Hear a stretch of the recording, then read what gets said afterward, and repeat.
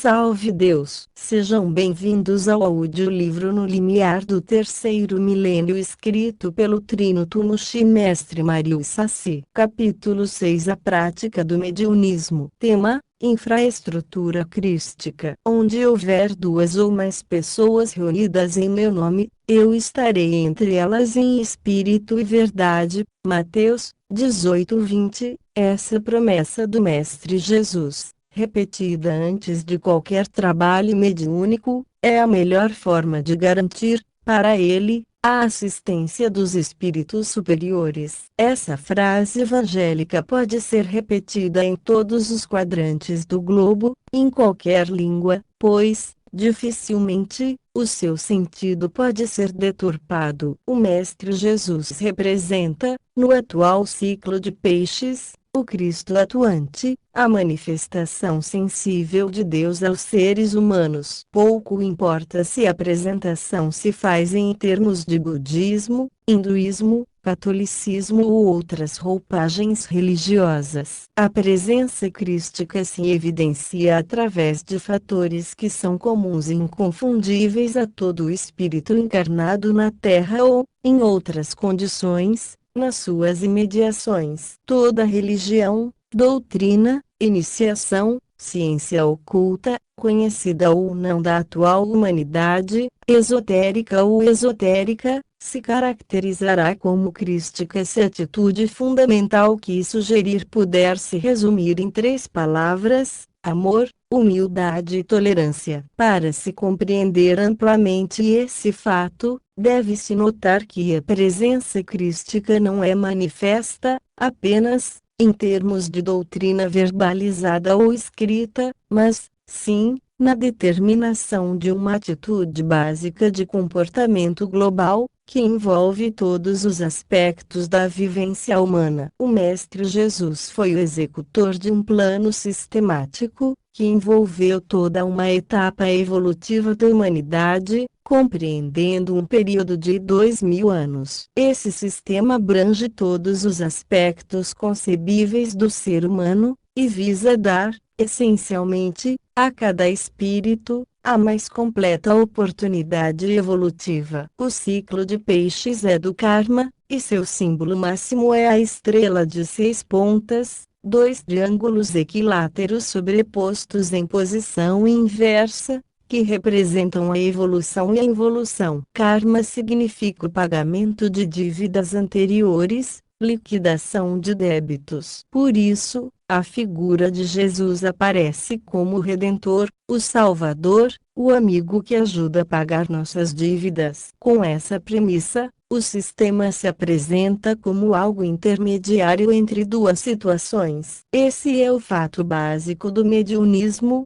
o ser humano colocado na posição de intermediário entre as forças superiores e os que o cercam, amor ao próximo, submetendo-se às determinações do mundo espiritual, humildade diante de Deus, e aceitando os ditames da sua posição kármica, tolerância. Conclui-se que a base do mediunismo é a manipulação do fenômeno mediúnico em nome de Nosso Senhor Jesus Cristo. Tema: a motivação. A mais sã motivação, para que um grupo de pessoas se reúna na prática do mediunismo, é a admissão honesta da existência do fenômeno. A vida humana é o constante equacionamento de problemas físicos, psicológicos e espirituais, desde que se evidencie que problemas espirituais não são, necessariamente, problemas religiosos. Essa sutil distinção entre as inquietações do espírito e o fato puramente psicológico de pertencer ou não a uma religião,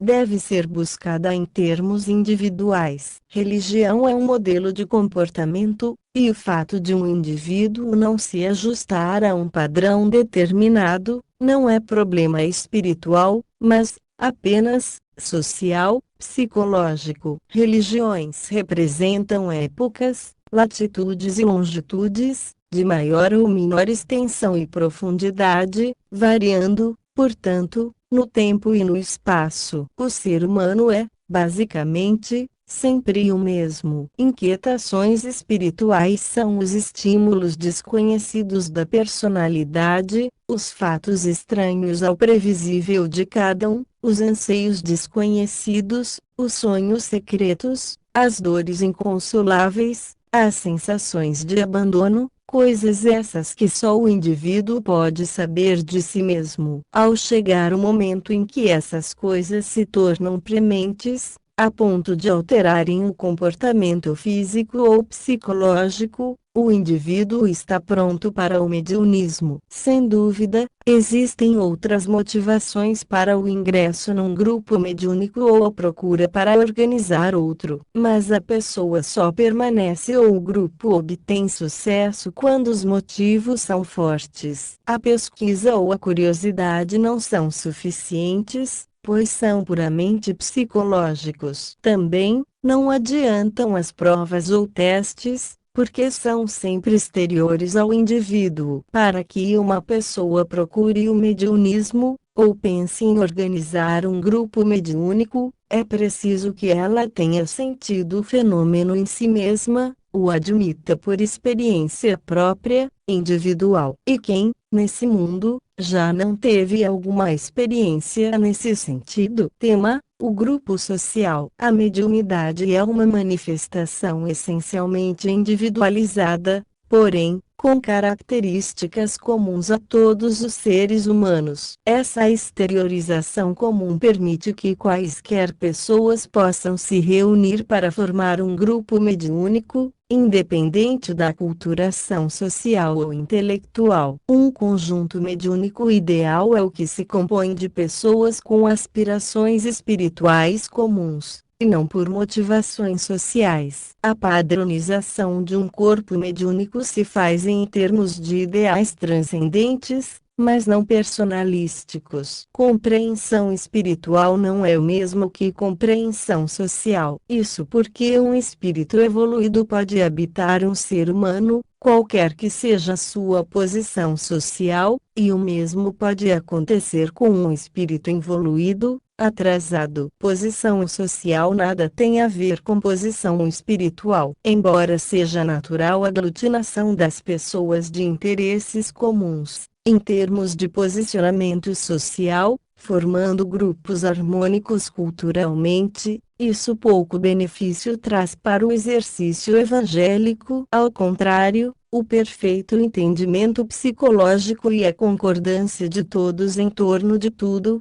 reforçam as relações horizontais e provocam uma constante transformação na forma. Isso não dá lugar à alimentação vertical, que vem do espírito, não traz criatividade, nada acontece de original. Como decorrência normal dessa situação, nascem a exclusão e o sectarismo. Conclui-se, daí, que a escolha dos que irão se constituir em grupo mediúnico deve ser feita em termos de mediunidade, não de personalidade. A figura do médium deve excluir, completamente, a da pessoa. Pouco importa se a pessoa é boa ou má, bonita ou feia, pobre ou rica. Importa, isso sim, se ela manifestar sua mediunidade, e o exercício dessa qualidade produzir o efeito desejado, se ela cura, alivia e consola, enquanto está mediunizada. O comportamento só deve ser preconizado para o médium como participante do conjunto. O que ele faz ou deixa de fazer fora do trabalho mediúnico é de sua alçada, e o grupo nada tem a ver com isso. Ninguém se torna melhor ou pior porque se acha que assim deva ser,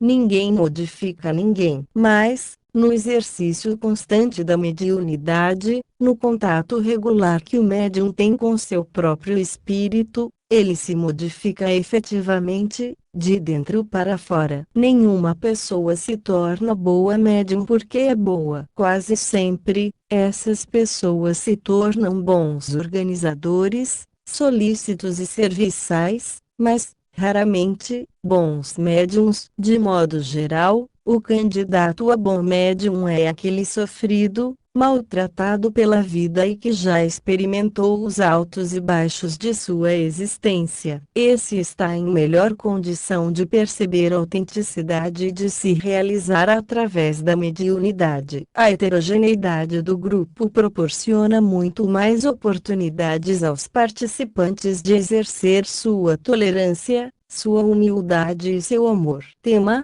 identificação da missão. Todo ser humano está ligado a dois tipos de família: a família da presente encarnação, geralmente ligada pelos laços kármicos, feita por acordo mútuo, antes desta encarnação, e a família espiritual, formada por espíritos afinados na sua origem remota e transcendente. Durante a encarnação, os espíritos ficam submissos às suas personalidades e se ajustam por elas. A família é uma luta de personalidades na qual as pessoas se amam ou se odeiam de acordo com os reajustes que elas mesmas programaram. Quando, porém, o ser humano começa a exercer conscientemente a sua mediunidade, os estímulos de seu espírito vão superando os da sua personalidade, e isso ameniza os reajustes, diminuindo os choques. Na proporção que isso acontece, diminuem os atritos e o espírito liberto da luta procura sintonizar-se com suas tarefas, geralmente fora da família atual. Assim, vão se encontrando os velhos companheiros de luta que se aglutinam em torno de seus ideais, de seus hábitos, de suas especializações transcendentais. Aos poucos, o grupo assim formado, mesmo que socialmente haja as maiores diferenças, vai identificando a missão, sabendo, tranquilamente, o que tem a fazer. Só esse encontro produz a originalidade na obra realizadora. Quando os espíritos de um grupo mediúnico não são afinados transcendentalmente, a missão se torna indefinida e insegura. Naturalmente, é quase impossível um grupo ser composto apenas por espíritos afinados, mesmo porque esse fato só é verificado depois de certo tempo de convivência. Mas essa preocupação se torna válida quando se observa, no mesmo grupo, a formação de subgrupos que se afinam mais. Nesse caso, podem surgir missões diferentes no mesmo programa, da mesma forma que falanges diferentes de espíritos trabalham na mesma humanidade. Mas, sempre é conveniente a definição da missão, em termos de especializações mediúnicas ou vocacionais, que possam caracterizar aquela falange de médiuns. Tema: posição socioeconômica. Essa é a fronteira, a linha demarcatória entre o mediunismo e as práticas anímicas, as religiões formais e entre o que é humano e o que é divino. A força mediúnica só é criativa e benéfica para o progresso do espírito integrante do sistema crístico, sob a égide do Evangelho. A vida humana, em termos físicos e psicológicos, funciona em torno de produção e dispêndio de energias que, em última análise, traduzem sistemas econômicos. A vida mediúnica não depende de energias físicas ou psicológicas. Ao contrário, o mecanismo mediúnico equilibrado é uma fonte de energias. Mesmo a produção do ectoplasma humano, que é um processo fisiológico, é tão sutil em relação ao mundo físico, que as energias despendidas quase não afetam o equilíbrio normal do organismo. Como atividade, trabalho ora, dificilmente existe uma tarefa mediúnica que possa prejudicar o ganha-pão normal de uma pessoa. O ambiente físico e o pouco necessário para o ritualismo mediúnico raramente são de monta afetar a economia. Conclui-se, então, que o exercício da mediunidade nada custa a ninguém. Não há, portanto, razão alguma para que haja qualquer tipo de cobrança em torno da vida mediúnica. Não há custo, não há dispêndio e, por essas razões, O mediunismo não exclui pessoa alguma por motivos de ordem socioeconômica. Quanto mais humilde e simples for o grupo, melhores serão os resultados. Com isso observado, estaremos mais enquadrados nas palavras de Jesus. Dai de graça o que de graça recebestes. Tema: o preparo dos médiuns, os conhecimentos básicos do mediunismo, a disposição para agir nos princípios crísticos e a necessidade de realização são as condições necessárias para o trabalho mediúnico. O que for melhor, em termos de posicionamento sociocultural, deve ocupar a liderança. Mas, deve-se atentar para dois fatores importantes. O melhor é aquele que se dispõe a servir desinteressadamente e o padrão de referência tem que ser local, de acordo com o meio onde o trabalho irá se realizar. O escolhido deverá examinar os problemas da comunidade e fazer uma síntese dos mais constantes e característicos. De acordo com esse exame inicial é que pode ser orientado o tipo de trabalho a ser realizado. Depois, começa o desenvolvimento dos médiuns. Não é preciso procurar aqueles que já tenham experiência mediúnica. É preferível que os próprios candidatos revelem suas mediunidades. Se observadas as coisas fundamentais do mediunismo, as vocações se revelam logo. O principal cuidado que o responsável deve ter é com as comunicações mediúnicas que irão surgir.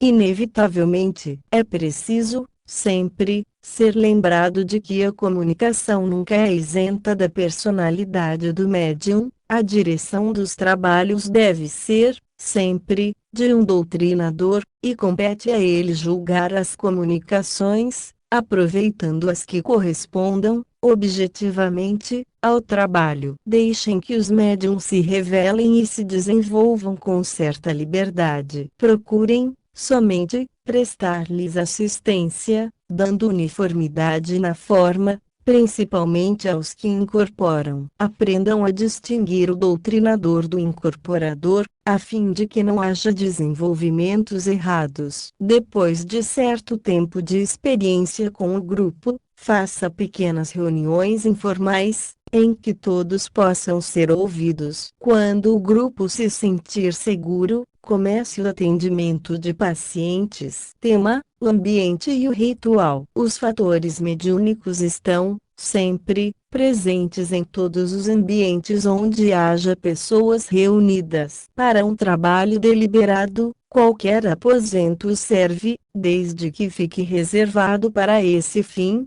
Devido à impregnação, uma mesa e algumas cadeiras são o suficiente. Com o desenvolvimento e o aumento natural dos participantes, o aposento dará lugar ao templo, de acordo com o meio social e o conhecimento iniciático do grupo. Cada falange de espíritos tem o seu próprio sistema. Por isso deve ser evitada a imposição de um determinado ritual. Deixem que os mentores o determinem. Procurem, apenas, simplificar o problema, evitando agregar hábitos doutrinários ou religiosos de outros grupos. Também, não se preocupem se o ritual que irá nascer se parece com o de outros grupos. Existe um ritual básico do cristianismo que é comum a qualquer grupo. Por exemplo, a estrela de 6 pontas é um símbolo iniciático universal do karma. A cruz sempre representou o ser humano encarnado. A água sempre foi o veículo da cura. O defumador não pertence a religião alguma,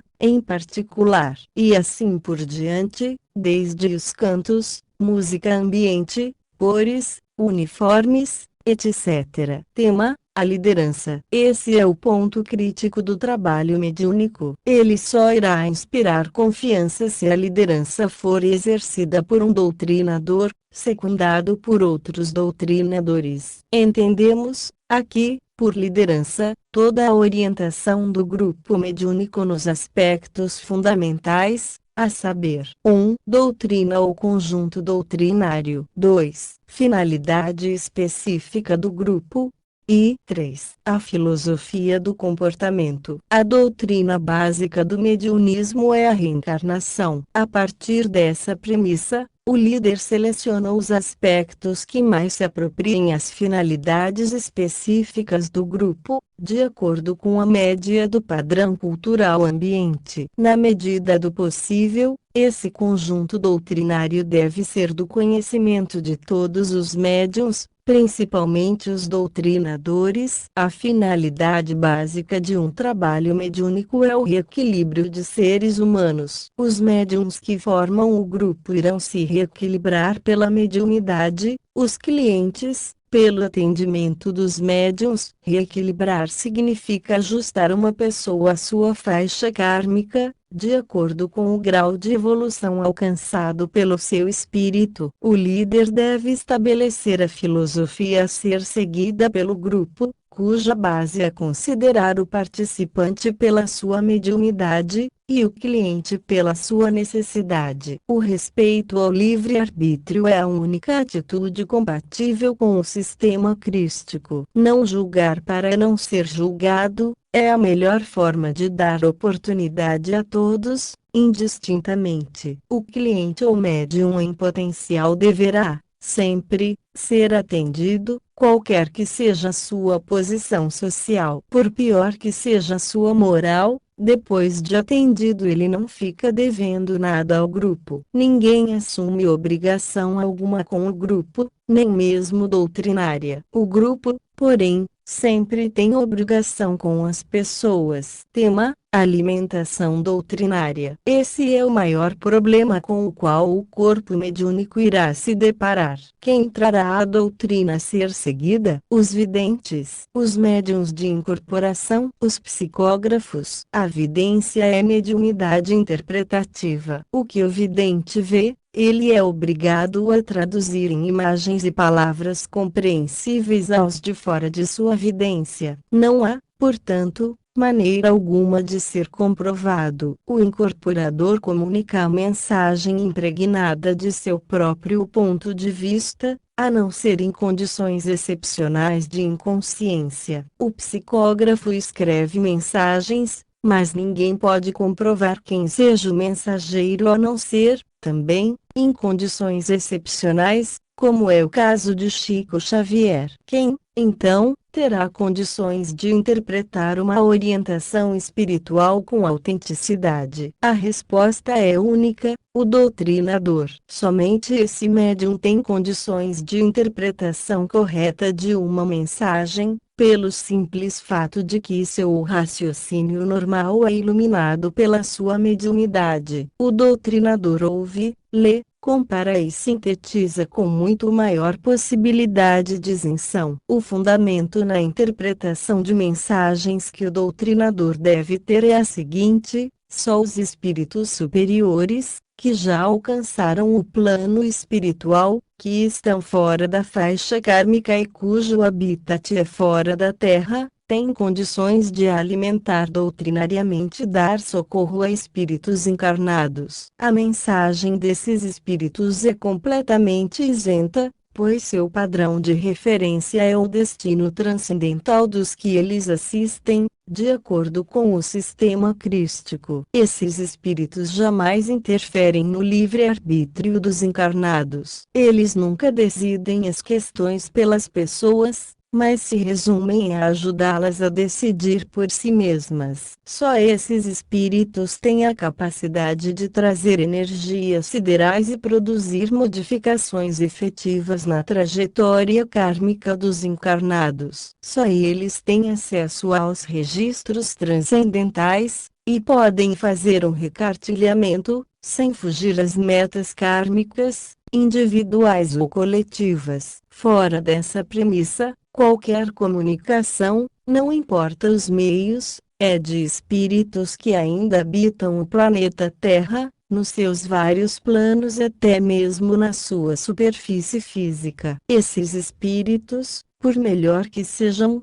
se baseiam em motivos e opiniões humanas e, como tal, interferem no livre-arbítrio, tomam partido nas situações, sendo, portanto, incapazes da observância rigorosa das premissas evangélicas. É fácil, pois, ao doutrinador, saber como agir em face das informações que recebe. A maioria das vezes ele tem que decidir sozinho, embora esteja, na realidade, sempre assistido pelo seu mentor, quando está agindo na qualidade de líder. É preciso não se esquecer que a doutrina, em suas linhas principais, já existe na mente e no coração dos homens, e que são precisas poucas mensagens para dirigir um grupo. O que queremos, realmente, dos espíritos superiores é a cura, a remoção de nossas angústias, a abertura de nossas esperanças no dia de amanhã. Essas coisas, porém,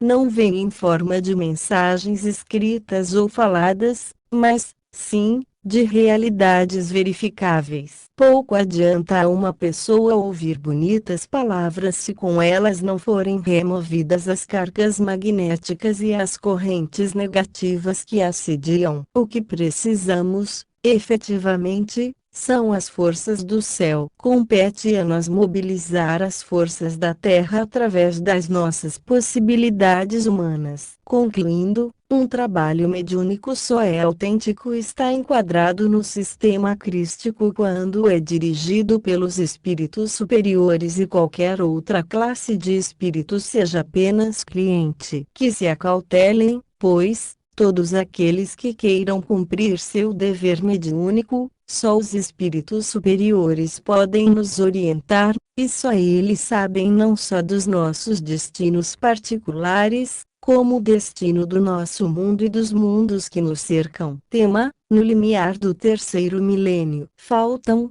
apenas, 25 anos para o ano 2000. Já se passaram, portanto, 1974 anos, desde que Jesus iniciou, com sua vinda ao planeta, o sistema crístico deste ciclo. Daqui mais um quarto de século, estaremos no terceiro milênio, que irá ser, talvez, o primeiro milênio de um outro sistema, a Era de Aquário. Para as almas e para os corpos, restam, provavelmente, apenas esses 25 anos. Para os espíritos que habitam essas almas e esses corpos, haverá novos caminhos a percorrer, novos corpos e novas almas. Se tomarmos por base o começo e o fim de ciclos anteriores, podemos prever transformações dolorosas, drásticas, e o nascimento de novas formas civilizatórias,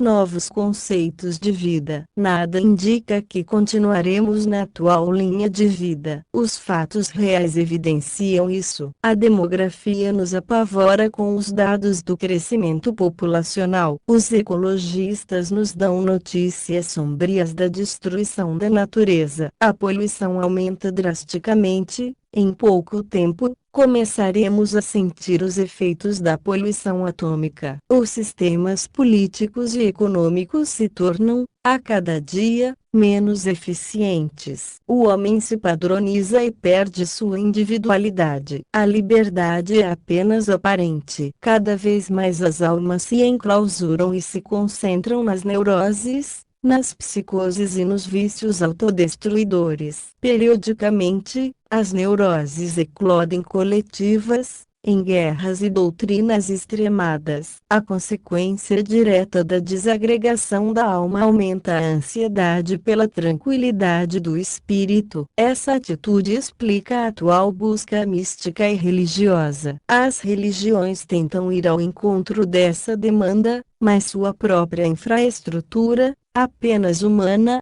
psicológica, constitui obstáculo. Falta o caminho mais seguro, que corresponda à realidade humana, que sirva de farol às mentes obscurecidas e abra caminho para o espírito. Essa situação foi prevista pelo Mestre Jesus, em seus principais aspectos, numa das poucas profecias que fez, segundo um dos seus 12 apóstolos, Mateus, que também se chamou Levi. Jesus havia terminado um longo debate no Templo de Jerusalém e fora ter com seus discípulos. Sentaram-se no Monte das Oliveiras, e os discípulos chamaram sua atenção para o belo edifício do templo, que dominava a paisagem. Disse-lhes Jesus: Vedes tudo isto? Em verdade vos digo que não ficará aí pedra sobre pedra, tudo será arrasado. Tomai cuidado que ninguém vos engane, porque aparecerão muitos em meu nome dizendo: Eu sou o Cristo, e a muitos hão de enganar. Ouvireis falar de guerras e boatos de guerras. Ficai alerta e não vos perturbeis com isso. É necessário que assim aconteça, mas ainda não é o fim, porque se levantará nação contra nação,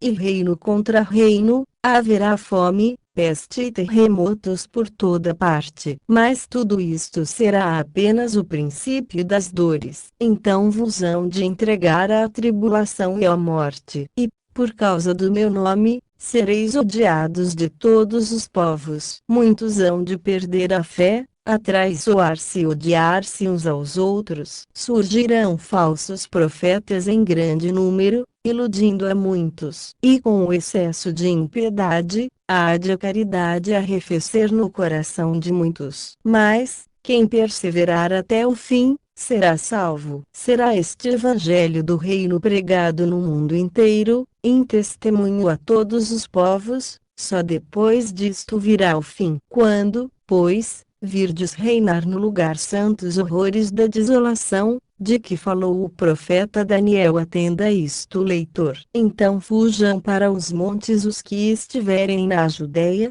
e quem se achar no telhado não desça para buscar alguma coisa em casa. E quem estiver no campo, não volte para buscar o seu manto. Ai das mulheres que, naqueles dias, andarem grávidas, ou com filhinho ao peito. Orai para que vossa fuga não incida no inverno nem no dia de sábado. Então sobreviverá uma tribulação tão grande como não tem havido igual desde o princípio do mundo até agora, nem haverá igual, jamais. Se aqueles dias não fossem abreviados, não se salvaria pessoa alguma, mas aqueles dias serão abreviados em atenção aos escolhidos. Quando, então, alguém vos disser: Eis aqui está o Cristo, ei-lo acolá, não acrediteis, porque aparecerão falsos cristos e falsos profetas, que farão grandes sinais e prodígios, a ponto de enganarem, possivelmente, até os escolhidos. Eis que vos ponho de sobreaviso. Quando, pois, disserem: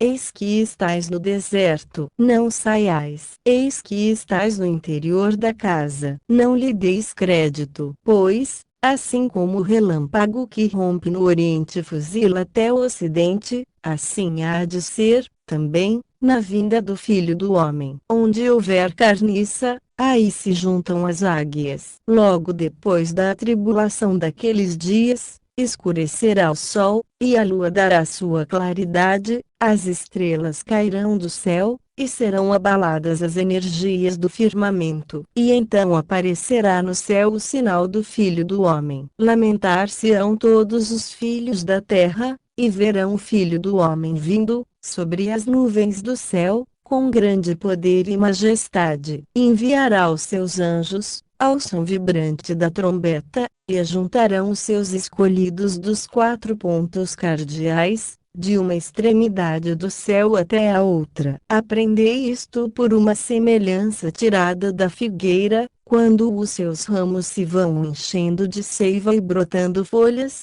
sabeis que está próximo o verão. Do mesmo modo, quando presenciardes tudo isto, sabei que está à porta. Em verdade vos digo que não passará esta geração sem que tudo isto aconteça. O céu e a terra passarão, mas não hão de passar as minhas palavras. Aquele dia, porém, e aquela hora, ninguém os conhece, nem mesmo os anjos do céu, mas, tão somente, o Pai. Como foi nos tempos de Noé, assim há de ser quando vier o Filho do Homem. Nos dias que precederam o dilúvio, a gente comia e bebia, casava e dava em casamento, até o dia em que Noé entrou na arca. E não atinaram, até que veio o dilúvio e os arrebatou a todos. Bem assim há de ser por ocasião do advento do Filho do Homem. De dois que se acharem no campo, um será admitido e outro deixado de parte. De duas mulheres que estiverem moendo no moinho, uma será admitida e a outra deixada de parte. Alerta, pois, porque não conhecereis o dia em que virá o vosso Senhor. Atendeis a isto. Se o pai de família soubesse em que hora da noite havia de vir o ladrão, de certo vigiaria e não o deixaria penetrar em sua casa. Ficais, pois, alertas também vós, porque o Filho do Homem virá numa hora em que não esperais. Mateus 24, 2:44. A pequena diferença na forma como essa profecia nos é relatada por Lucas e Marcos, a confirma em sua essência. Destaca-se, nela, a menção de um ciclo anterior, cujo símbolo foi a Arca de Noé. A palavra geração, evidentemente, se referia ao sistema do ciclo atual, e assim por diante. Com um pouco de cautela no problema da semântica e das traduções, poderemos tirar, dessa advertência de Jesus, um quadro acurado da realidade atual. Qual seria a intenção de Jesus ao traçar um quadro tão sombrio? A resposta poderá ser encontrada por cada pessoa, na dependência da perspectiva como olha as coisas do mundo. Um fato se evidencia no Evangelho: o meu reino não é deste mundo. O reino mencionado pelo Mestre Jesus, às vezes substituído pela palavra céu, se refere à tranquilidade do espírito, à paz verdadeira, que pode ser obtida pelo ser humano qualquer que seja a situação que o cerque. Sempre que a vibração do espírito predomina, a psique e o corpo se tornam secundários. Como consequência direta dessa afirmativa, qualquer ser humano pode ser feliz e tranquilo, mesmo que o mundo esteja se desmoronando em torno. Mas, para que isso possa ser obtido, é necessário que haja o método, o sistema, as setas indicativas do caminho. É por isso, talvez, que surge a expressão sistema crístico, pois sistema é um corpo de doutrinas cujas partes são todas dirigidas para o mesmo fim. Tem, portanto, o aspecto dinâmico que se adapta a cada etapa do fim a que se destina. O mediunismo é, apenas, um dos componentes do sistema crístico. Ele não invalida os aspectos anteriores, as religiões, as iniciações e as doutrinas. Apenas estabelece uma nova perspectiva, melhor adaptada ao quadro atual. O homem de hoje não se satisfaz apenas com a forma. As religiões são excessivamente formais, estratificadas. O mediunismo desce às essências, e pouco se preocupa com a forma. O que interessa nele é que o ser humano possa se encontrar, individualmente, e tenha um bom instrumental para equacionar sua vida, que é sempre única e inimitável. Penetremos, seguros, no limiar do terceiro milênio. Fim. Trabalho realizado pelo adjunto ordenaro mestre Robert Fernandes. Em breve novos livros serão disponibilizados.